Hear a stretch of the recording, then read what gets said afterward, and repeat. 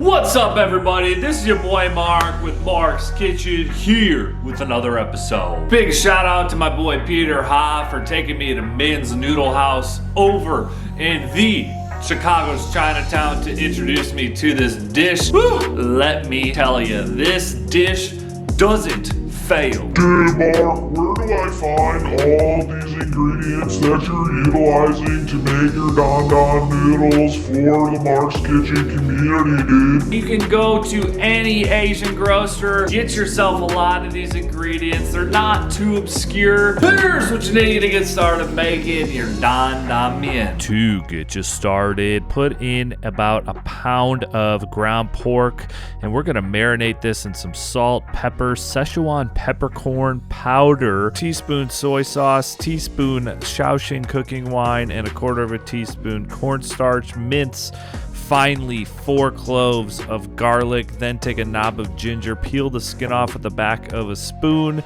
and we're gonna chop that super finely, put it in the mixture and mix it up and put it to the side. Let's get started on the sauce. You want 1 tablespoon sugar, black vinegar, dark soy sauce, homemade chili oil, and sesame paste, and mix it up generously until it's homogenized. Once your pork's been marinated for an hour, season your wok and then put some oil in, and then drop your marinated pork right in, and you should hear this sound.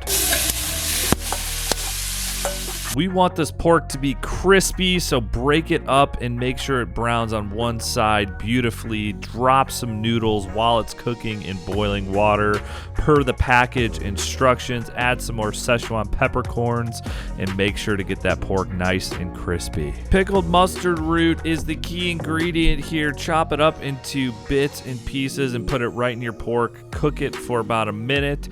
Add some pasta water to your sauce to thicken it up. Add your noodles, pork, and pickled mustard root mixture. Get some bok choy and some green onions on top of there and mix it around, and you got yourself the most beautiful Dan Dan noodles you'll ever consume. I mean, just look at these beautiful nudes. It's time to dive in.